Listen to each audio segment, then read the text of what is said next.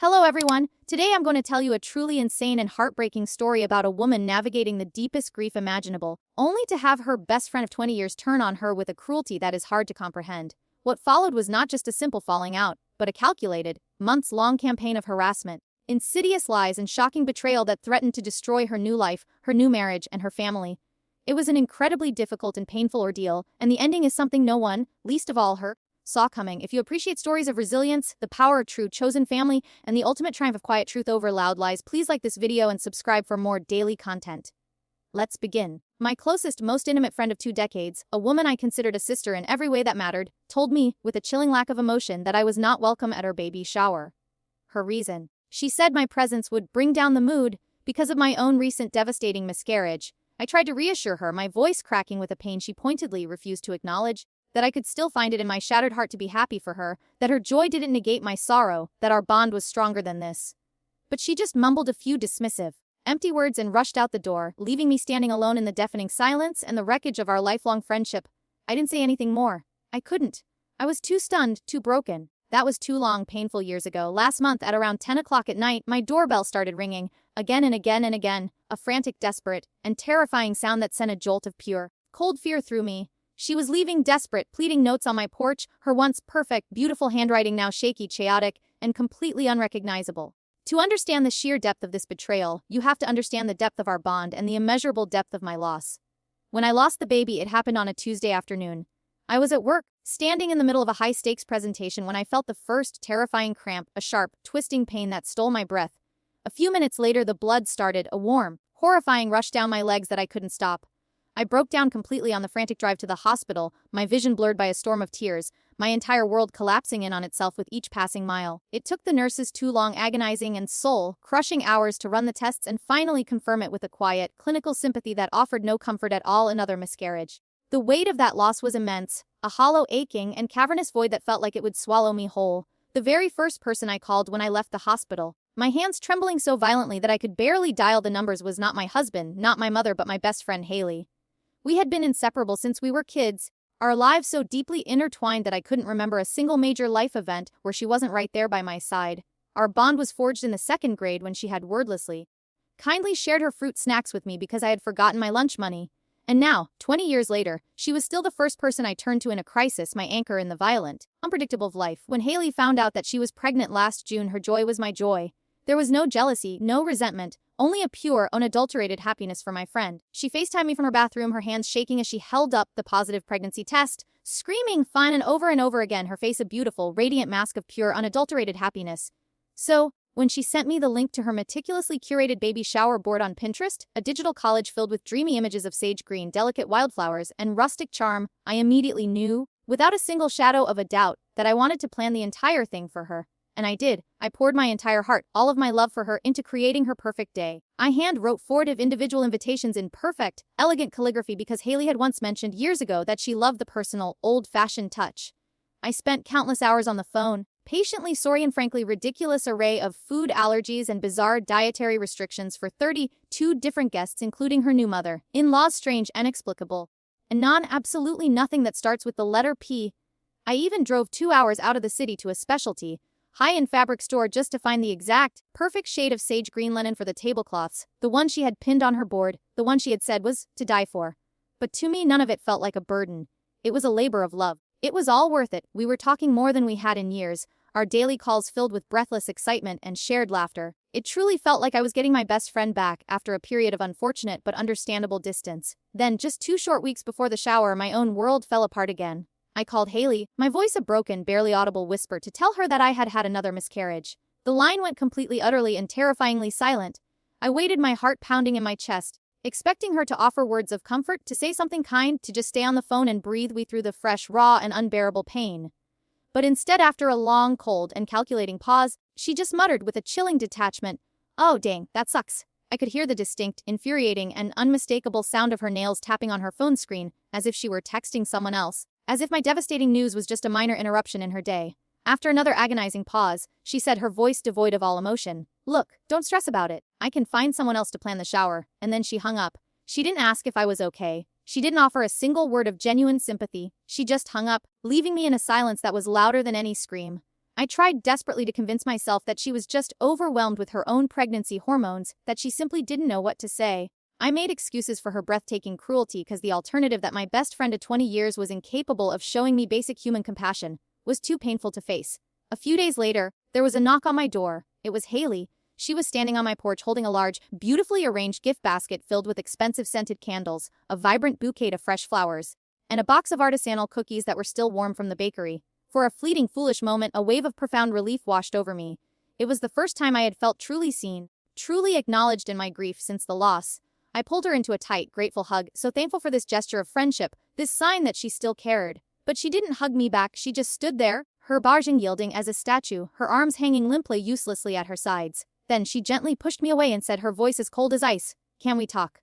The room went quiet, the air thick with a tension I didn't understand. "This is really hard for me to say," she began, her face a carefully constructed mask of fake, sorrowful sympathy. "But I think it would be for the best if you skipped the baby shower." I stared at her, completely and utterly stunned, unable to process her words. They didn't make any sense. "My mom thinks it's bad luck," she continued, her voice a practiced, gentle whisper, "to have someone at a baby shower who has recently had a miscarriage. I don't really agree with that, of course, but I do think you would, well, you'd bring the mood down." I tried to argue, to plead with her, to tell her that it wasn't true, that I could still celebrate her, that my private grief wouldn't overshadow her public joy. But she just kept that fake, placating smile on her face, nodding and muttering little, "Mum," sounds of feigned understanding, just waiting for me to stop talking so she could leave. Minutes later she was out the door, pretending she had some urgent, imaginary plans to get to at 10 o'clock on a Tuesday night. The next morning, that made my entire body go cold with a mixture of shock and rage. It was from Haley. "Hey love. Just wanted to make sure we're on the same page about the baby shower tomorrow. You know how sensitive and emotional you can get sometimes, and I just hate for you to have a full-on breakdown and start crying at my party. It would just be so awkward and uncomfortable for everyone. Anyway, my sister Amy will be by to pick up all the party stuff tomorrow morning. I'll Venmo you for the decorations and supplies after I've had a chance to check all the receipts. Thanks." 3 weeks of my life, healing time of carefully and lovingly hand-making hundreds of delicate, intricate paper flowers, $800 of my own hard-earned money spent on decorations. 45 invitations, each one written by hand with love, care, and a deep, abiding friendship. And now she was treating me like I was a party rental store, an invoice to be settled, a transaction to be completed. On the day of the shower I stayed in bed napping on and off, adrift in a vast, empty sea of pure, bone-deep exhaustion and profound, soul-crushing sadness. When I finally woke up at 8 o'clock that night and looked at my phone, I broke down completely. My social media feeds were flooded with brightly colored, joy-filled photos from the party. Everyone was there, smiling and laughing by the chocolate fountain I had ordered, posing in front of the magnificent flower wall I had spent days constructing. They were tagging Haley's sister, Amy, in their posts, thanking her over and over again for organizing such a beautiful and perfect event. Meanwhile, I was lying in my sweat-soaked bed, feeling completely and utterly empty and invisible. And that's when the full, devastating and unbearable weight of it all hit me. I hadn't just lost another baby. I had lost my best friend too. The one person I thought I could count on, no matter what. I blocked Haley on everything that night and deleted all of my social media accounts for good. I couldn't bear to watch her life, a life I had once been such an integral part of, unfold without me. The profound loss of that friendship, in a strange way, became a catalyst. It forced me to look at my life with a brutal honesty and realize that most of the people in my orbit were distant, superficial acquaintances, almost afraid to truly connect. So I started over. I rebuilt my entire life from the ground up, seeking out genuine, meaningful connections. I remarried the true love of my life, a kind, compassionate man named David, and now we have a beautiful, healthy, and miraculous baby of our own, a little girl named Emma. My life was for the first time truly and deeply happy. Things were going great, better than I had ever dared to imagine. Until 6 months ago, Amy, Haley's younger sister, called me completely out of the blue. She was pregnant. I was hesitant, my heart guarded. Unsure of her after 2 years of silence, until she asked me, her voice filled with a sincere and heartfelt emotion, to be her baby's godmother. I was completely and utterly confused. Twisted joke. A new way for Haley to hurt me? "Why aren't you asking Haley?" I asked, my voice cautious and laced with suspicion. "Because she's my sister," Amy replied, her voice firm and clear as a bell, "and I know exactly what kind of person she is. What she did to you 2 years ago was cruel, selfish, and completely unforgivable. I want my daughter to have a godmother who shows up, who is loyal, who is kind, even when, and especially when, life gets hard." The christening was a beautiful, sunlit affair. I helped Amy with every little detail. She was deeply, genuinely thankful for all of it. As I stood at the front of the ancient, stone church, holding her precious, sleeping baby, Lee, in my arms, a profound sense of peace and healing washed over me. In the middle of the service, I heard the sharp, angry, and unmistakable sound of high heels clicking rapidly across the marble floor. it was Haley, slipping out a side door, unable to witness the moment, unable to stand not being the center of attention. I didn't realize it then, but Amy's choice, this public affirmation of our new, chosen bond, had hit her heart, and she was not going to let it go quietly. As I stood in the church parking lot after the beautiful ceremony, still a little shaky from the overwhelming emotion of holding baby Leah, my phone buzzed with a message from an unknown number. It was from Haley, and she was incandescent with rage, demanding to know how Amy could betray her own family. Like this, how I could steal her sister from her. I looked up from my phone and spotted her car idling with a low, menacing rumble near the exit of the parking lot. I walked over, my heels echoing on the pavement. Through the window, I could see her gripping the steering wheel so hard that her knuckles had turned white. She cracked the window just enough for her voice to slip through, a hiss of pure, unadulterated venom. She accused me of manipulating Amy for the past 2 years, of orchestrating this entire elaborate scene just to publicly humiliate her. She truly delusionally and pathologically believed that I had planned everything out of spite. I remained preternaturally calm. I told her, my voice even and steady, that I hadn't spoken a single word to Amy until 6 months ago, when Amy had called me completely out of the blue. Just then, Amy herself, a vision in her Sunday dress, walked up to the car. She told Haley, her voice firm and unwavering, that this had been her decision, and her decision alone, and that it was based on years of watching how Haley treated the people in her life, especially the people she claimed to love. Haley's face twisted with a rage that was terrifying to witness. Then she hit below the belt a cruel and unforgivable blow. She threatened to tell their deeply conservative mother about Amy's deepest, most painful, and most closely guarded secret, a college pregnancy that she had terminated more than a decade ago. It was a vicious, calculated act of emotional blackmail designed to inflict the maximum amount of pain and regain control. That's when Jake, Amy's wonderful, steadfast husband, walked up. He had heard everything. He moved to his wife's side, a silent, protective presence, and said, his voice serious, steady, and absolutely final, that Haley was no longer welcome at any of their family gatherings. Haley froze for a second, stunned into a rare silence. Then, before peeling out of the parking lot, she leaned out the window, looked directly at me, her eyes filled with a terrifying, burning hatred, and said with a chilling, evil smile, I know where you work now. Karma always comes back around. Later at the reception, a cousin of Amy's, also named David, came over to me, his face pale with concern. He told me that he had found Haley in the coat room during the service, digging frantically through the gift bags. When he had confronted her, she had claimed that she was just looking for the card she had brought. But he had already seen her phone out, taking pictures. She had taken photos of my car in the parking lot, specifically, methodically zooming in on the daycare sticker in the rear window. The sticker that clearly showed my precious daughter Emma's daycare name, and even worse, our unique, confidential pickup authorization number. Within an hour of that confrontation, Haley had already launched her campaign of terror. She began texting our mutual acquaintances, people we had known for 20 years, twisting the story, painting me as an emotionally unstable, predatory monster who had stolen her sister to fill the emptiness left by my miscarriage. That evening, my own husband, David, was reviewing the footage from our Ring doorbell. I heard his sharp, sudden gasp and hurried over.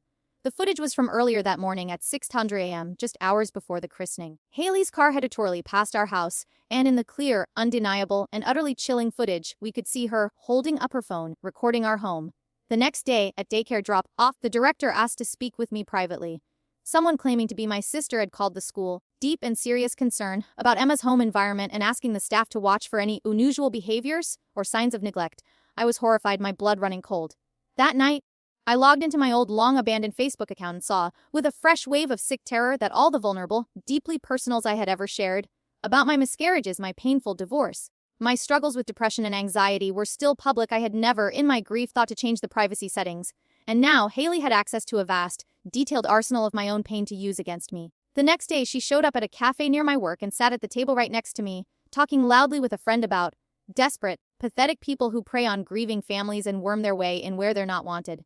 The day after that, my boss received a long, anonymous email accusing me of being prone to violent outbursts and a potential liability to the company's carefully cultivated public image. The day after that, I had a mandatory, unscheduled meeting with HR. The HR director, a woman I had only met twice, had a framed sorority picture on her desk. And right in the center of the photo, arms linked and smiling with a familiar, was Haley. The connection was too perfect, too sinister to be a coincidence. That night, Amy showed me the messages. Haley had escalated to full-blown blackmail, threatening to send old, embarrassing and potentially career-damaging party photos from Amy's college days to Jake's conservative, high-profile employer if Amy didn't fix the situation. And immediately, publicly cut all ties with me. I started to map out the pattern in my mind. It was sickeningly clear now. Haley was methodically, systematically, and ruthlessly working her way through every single shared contact from our 20-year friendship, carefully and expertly poisoning each and every relationship with a toxic, potent cocktail of rumors, exaggerations, and outright, bald-faced lies. She was trying to isolate me, to cut me off from my support system. one connection at a time, then a surprising and ultimately game-changing call from Sophie, Jake's sister. She told me that years ago, Haley had threatened to report Amy to Child Protective Services over a small, insignificant loan that Amy had refused to give her. That threat, that fear had been hanging over Amy's head ever since. The harassment escalated from digital to physical. My neighbor saw Haley's car driving slowly past our house all week, sometimes parking across the street and just sitting there for hours at a time watching. This was no longer just online harassment. It was turning into real-world, terrifying stalking. Haley created a private Facebook group called Concerned Parents of Little Sprouts Daycare and invited nearly every parent from Emma's school, using a cropped, unauthorized photo of my own daughter as the group's banner image. We found footprints in the flower bed right under Emma's bedroom window. A parent at the local playground saw Haley standing off to the side, behind a tree, taking photos of Emma from different angles over and over again. The police were sympathetic but blunt. Without a direct, explicit threat, there was very little they could do. I felt like I was utterly, terrifyingly alone. But I wasn't. I stayed calm. I stuck to my routines. I didn't react. And slowly other people, good people, started to notice the stark, undeniable contrast between my behavior and hers. While I remained composed, consistent, and rational, Haley was becoming increasingly publicly erratic, crying in public one moment and aggressively pushing people to take her side the next. A parent named Maria, who had been through a vicious custody battle with an ex-husband who had used similar tactics, recognized the warning sign and refused to join Haley's group. She and a few other parents formed a quiet, protective circle around me. The daycare director, after reviewing the visitor logs and discovering that Haley had lied her way into the building on 3 separate occasions under the guise of a non-existent parent safety committee, immediately and permanently tightened the school's security protocols. Her story, her carefully constructed and deeply manipulative narrative of victimhood, didn't just fall apart, it crumbled in public. More and more people from our shared past began to speak up, connecting the dots. Realizing they had all seen Haley parked in her car outside the daycare at different times, approaching people with the same half-truths, the same manipulative tears, the same desperate, frantic energy. The whispers, once directed at me, were now finally deservedly directed at her. The daycare parent network, once a source of my deepest terror, became my strongest and most vocal line of defense. They saw the truth with their own eyes. Amy's own mother, a woman who had spent years enabling Haley's toxic and destructive behavior, finally saw the unvarnished, ugly truth for herself after witnessing Haley's unhinged, screaming meltdown at the hospital after Amy gave birth to her beautiful, healthy baby girl. That single, shocking moment changed everything. Thanksgiving plans were immediately and permanently updated, and Haley, for the very first time in her entire life, was not invited. The decision came from the family matriarch, and it carried more weight than anything Amy or I could have ever said. Then came the turning point that I never ever expected. Haley's own husband, after learning from another parent that she had been coaching their own young son to ask other children at the daycare pointed, invasive questions about Emma's family and home life, finally left her. That was a line that even he, after years of making excuses for her, could not and would not defend. Through all of this, something remarkable, resilient, and beautiful happened. Amy, Jake, my husband David, and I, we became a true family, not by circumstance but by choice. We showed up for each other. We faced the storm together. That I now know with every fiber of my being. A few days later, the family, now a united and determined front, gathered at Amy's mother's house.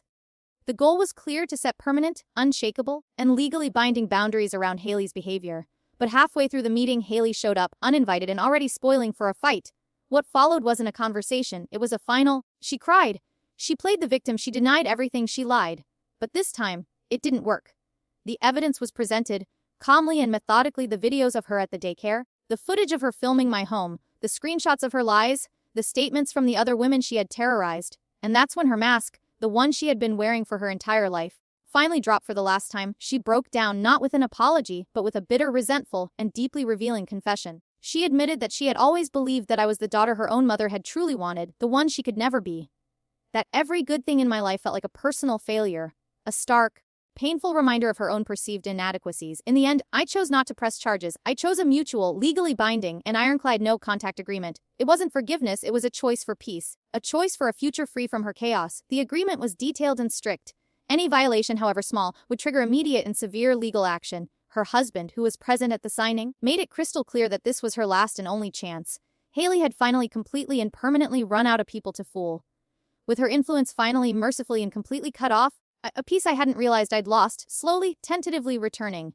Freedom wasn't loud or dramatic. It was quiet. It was steady. It was the feeling of releasing a breath I didn't even realize I had been holding for 2 long, painful years. 6 months later, I stood proudly as the godmother to Amy's beautiful baby girl, who she had, with a beautiful and profound symbolism, named Hope. The church was filled with people who had shown up for us, not because they had to, but because they had chosen to. Our chosen family. And in that moment, Surrounded by a love that was real and true and earned, I finally, truly understood. Family isn't about proximity or shared history or blood. It's about the people who celebrate your joy without needing to control it, the people who stand